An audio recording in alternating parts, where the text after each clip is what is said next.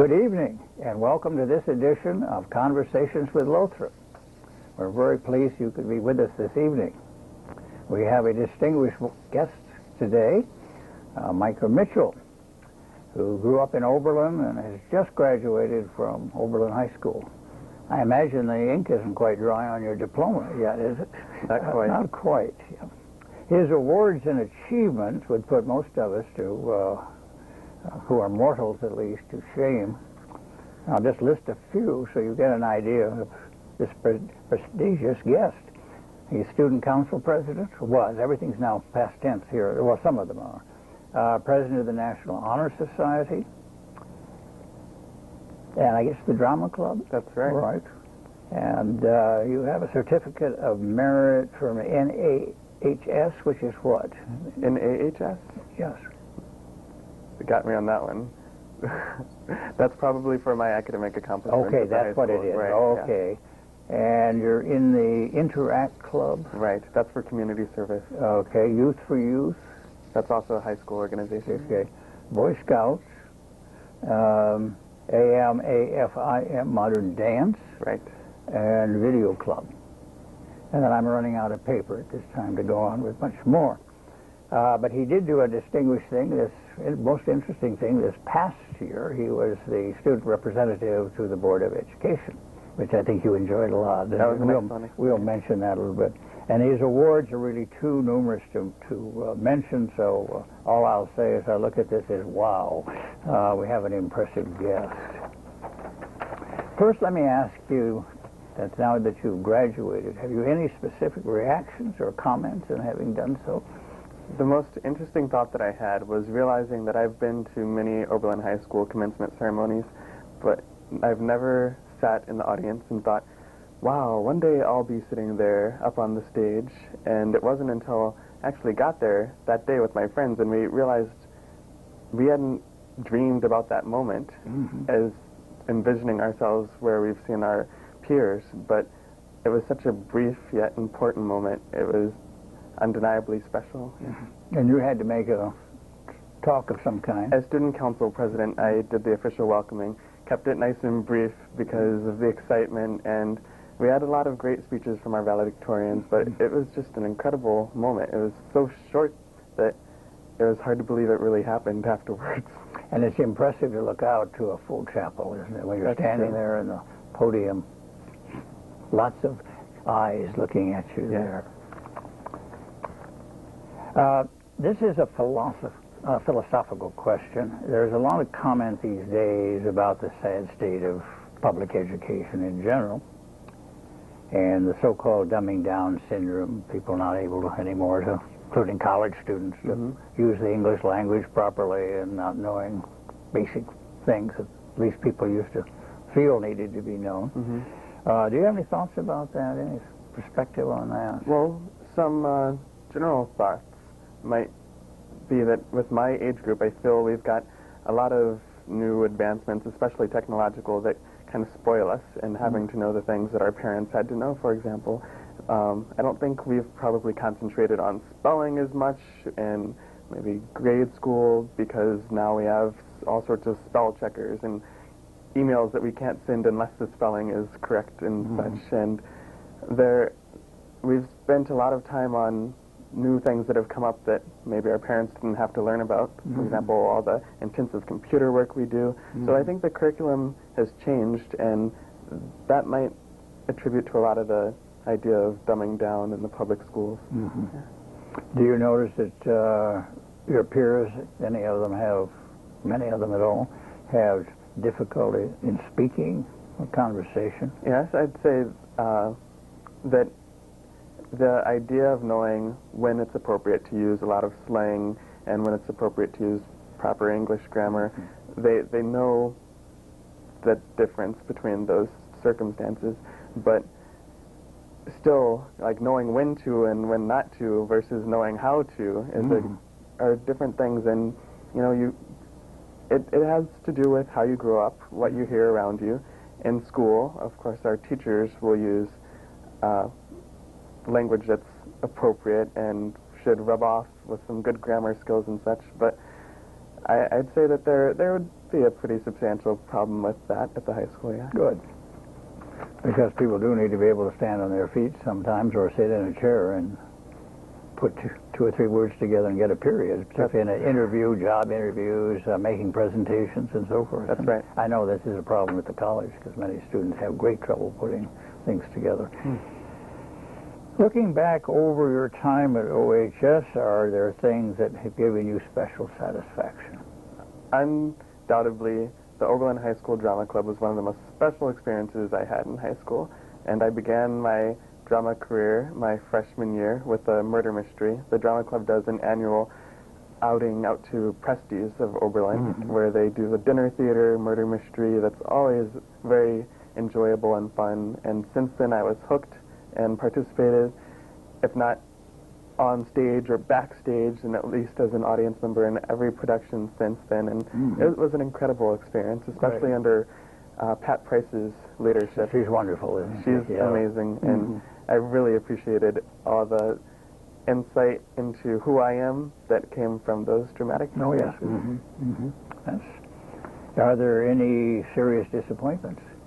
The disappointment that I encountered most often, especially in my senior year, was since I took on a lot of leadership responsibilities in this later part of my high school career, I saw a disappointingly low number of student leaders, and it wasn't until I had as many responsibilities that I realized that my workload would be a lot lighter if I could share more of them. But if you look at the high school's organizations, you'll see a lot of the same students in each, and sometimes that's really convenient because of the teamwork. You can pull on one another's resources, and for example, if student council is doing a community service project and they're just short some people, then the Interact Club or Youth for Youth, like it's the same people, it's very easy to communicate those kinds of things, and that's one advantage, but still the work does fall on the shoulders of just a few select students.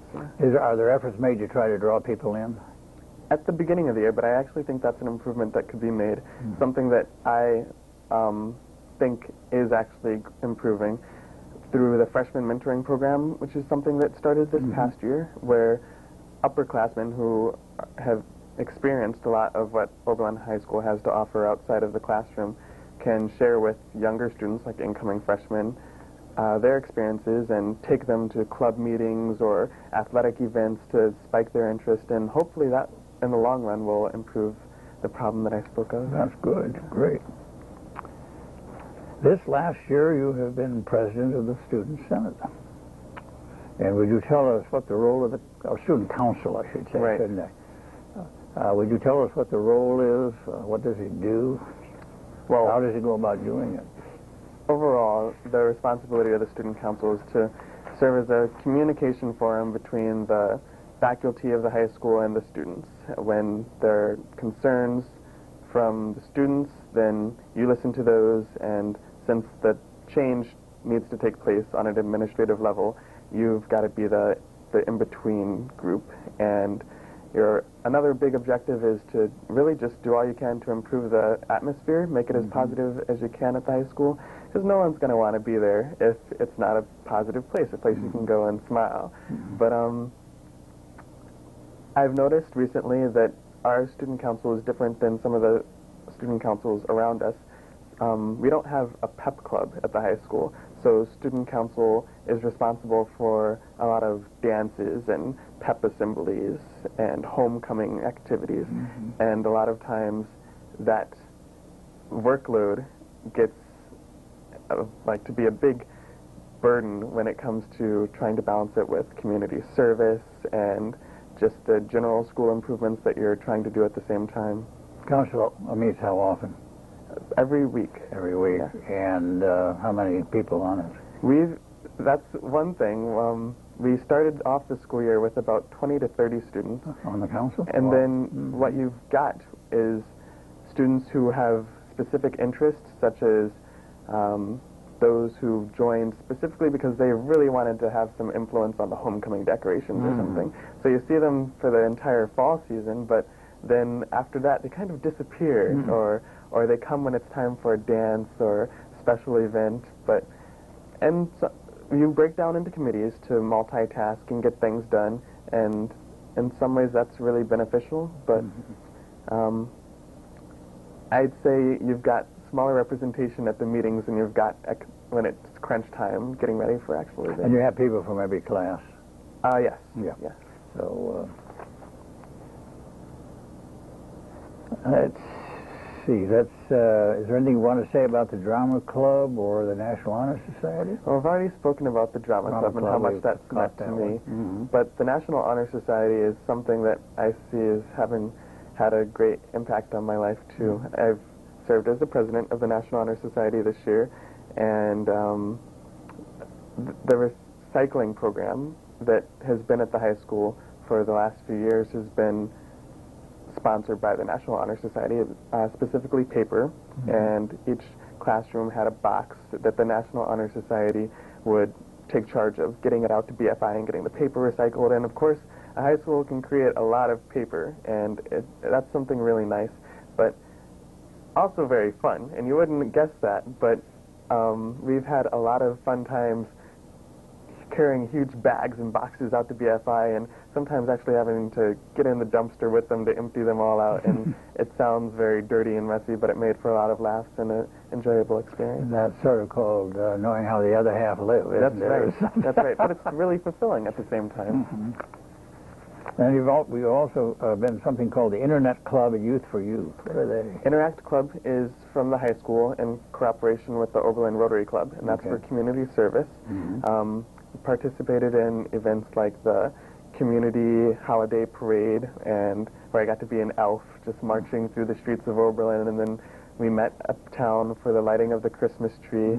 Then we do other events like the highway cleanup with the Rotary Club, and it's a great way for students to get involved. Community service is very important, something that college admission looks for on your application and such, and it's really good for you too to know that you've left an activity having made a difference. That sounds great. Youth for Youth is somewhat like student council in that it has the same goal of promoting a positive atmosphere in the school.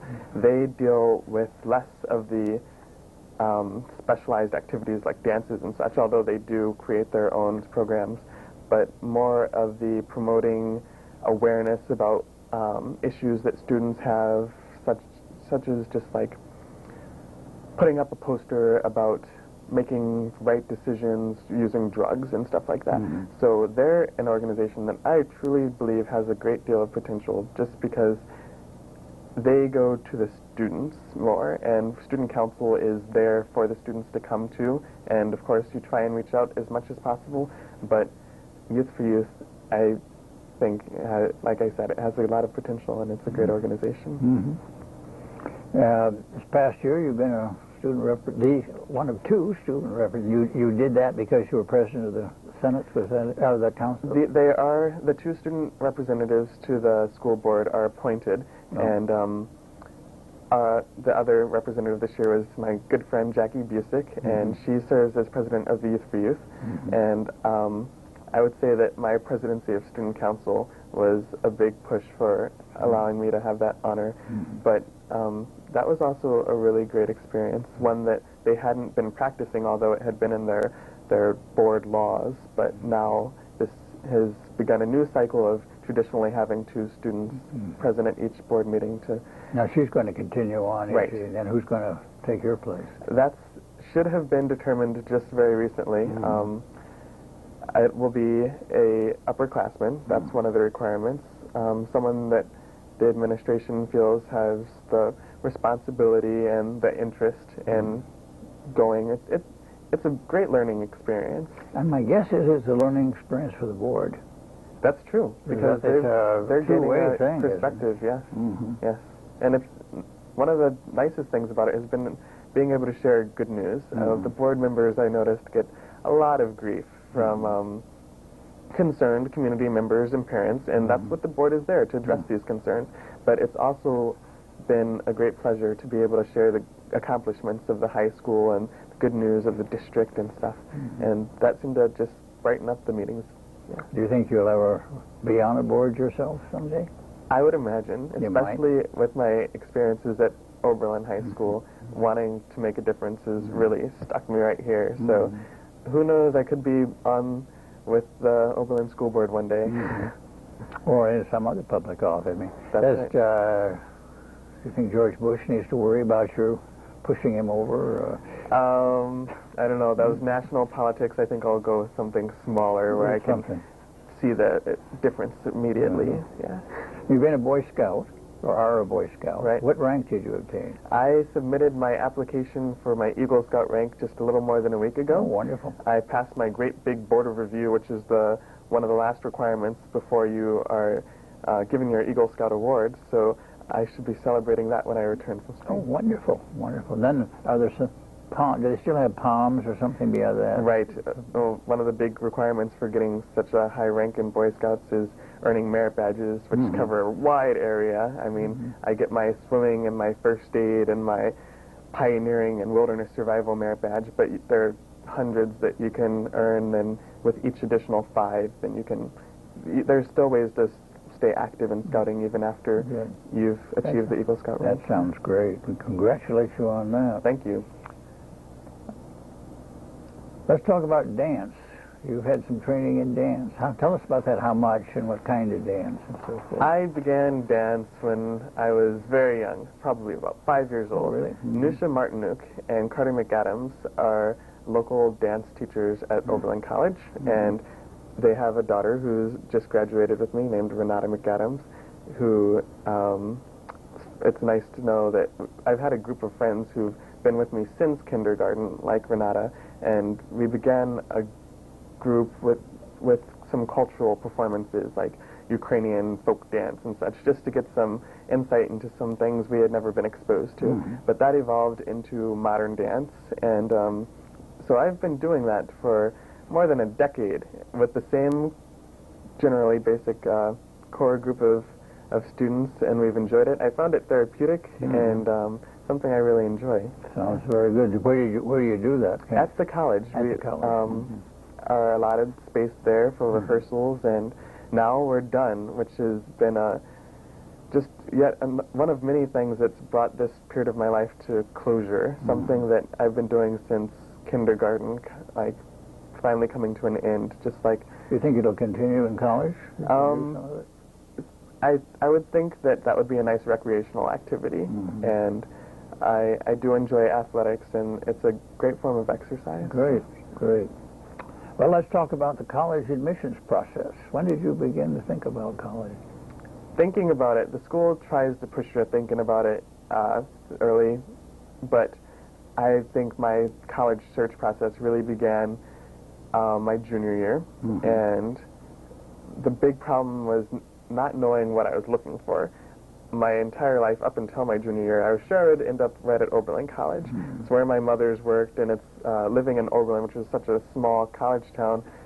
That's what my exposure's been, and it's a beautiful campus, beautiful atmosphere, so I've always been certain that this is where I'd end up, and it wasn't until I realized more about myself and that Oberlin College didn't meet the needs that I wanted to pursue that I needed to, look elsewhere, and that was mostly from learning about my interest in communications, and the college doesn't have a communications department anymore.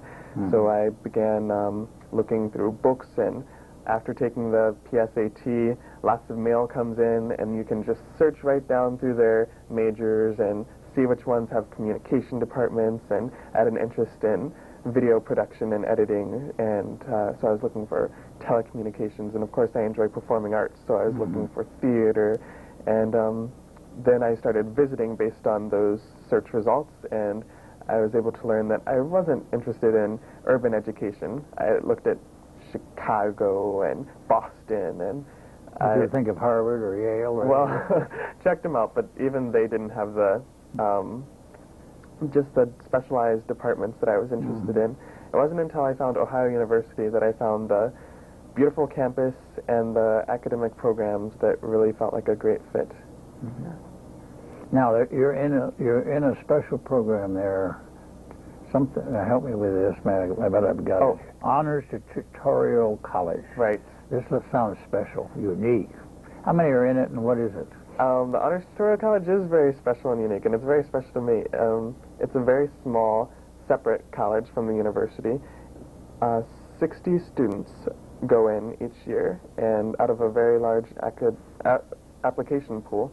And it's based off of the style of teaching in Cambridge with the tutorial system, and it's a one-on-one kind of education with your professors, which is supposed to deepen the level of comprehension and productivity with coursework and such.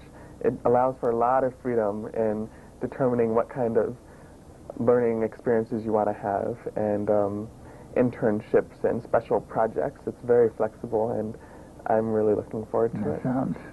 And a certain number of courses or work you have to do in each year, so that's right. You meet the degree requirement. Right, and special theses and lots of things you have to do to complete the program. Yeah. Then you get a Bachelor of Arts. Yes. That sounds excellent. So I guess we don't know quite how to phrase this next one, which is, have you a major in mind? Well, you're sort of just generally going to be a well-rounded person, aren't you?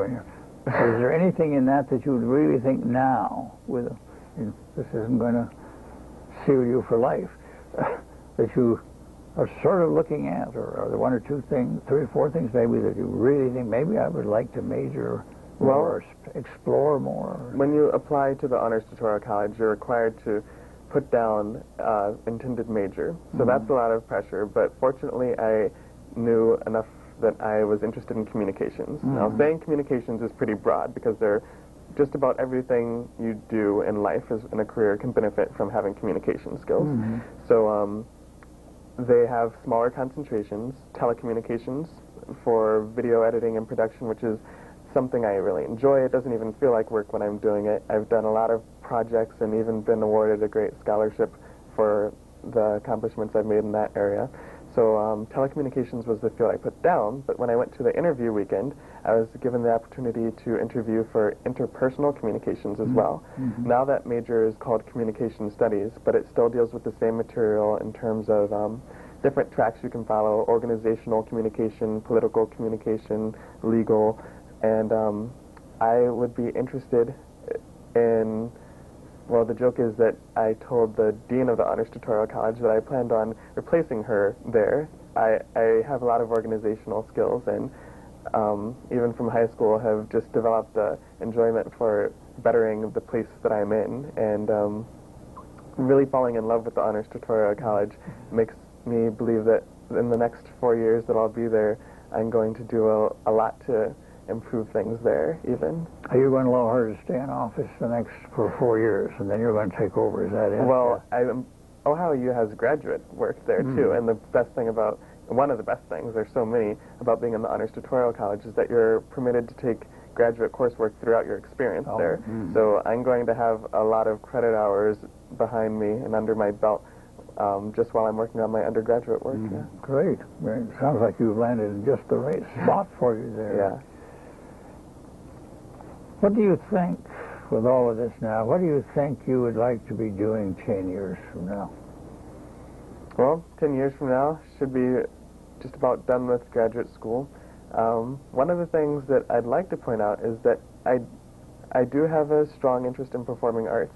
If in college I was given the opportunity to act on a soap opera, say All My Children, which is the one I watch, then I would leave and have that experience, which I feel is really unique and special, and I've read about actors who have then returned to their training, but it's something I wouldn't miss out on, so I'd like to point out that I really would enjoy doing something like that. And let's see, what else we can ask you? We're getting ready to wind this down, believe it or not. You've got to tell us about this great final, this is a final question, really, trip to Spain. Tell us about that, how that came about, and so forth. Well, 2 years ago, the high school does a great job of having foreign exchange students come in. We've got a nice program where I've met a lot of great people through having them come up to the high school. And 2 years ago, AJ, Angel Jerez Salvador, was an exchange student from Spain, and we became close friends, and we've remained in contact over the telephone and through email, and I will be leaving on this coming Wednesday to visit him in Madrid, where he lives. This will be my first time leaving the country. I'll be there for a month, and I'm really looking forward to getting immersed in the language and the culture, and of course sharing a special friendship that's been absent in my life for a while. So. Have you studied some Spanish?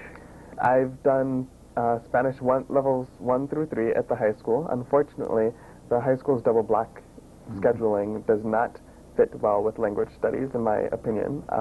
I took Spanish 1 and 2, respectively, my first semester of my sophomore year and the second semester of my sophomore year. And then in the first semester of my junior year, I took Spanish 3. And I was very fortunate to be able to arrange things that well. But even having it close together with only one summer as an interruption, that still means that I haven't had any language study since the first semester of my junior year. And here I have completed high school now and have a lot of brushing up to do before I hop on that plane. Yeah. I can remember one time somebody giving me a piece of advice. He said, if in any country you go to, you can ask 2 things in the language, you're not going to be too terribly far off. One is, where is the toilet? And the second is, which way is north? And I found that was useful. All right. 2 or 3 times. So, well, have you got any final comments as we wind this down? Well, Mr. Lothrop, I have to say that it has been an honor sitting here with you. Oh, well, thank you. And it's been an honor to have you here.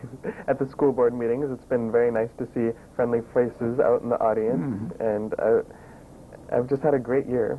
That is great. Well, we certainly thank you for being here, and we have a reward for you for putting up with this and the bright lights and everything. And it's this Conversations with Lothrop mug, which we hope you'll have and some enjoyment using over the years. Thank you very much. And you will get a tape of the show.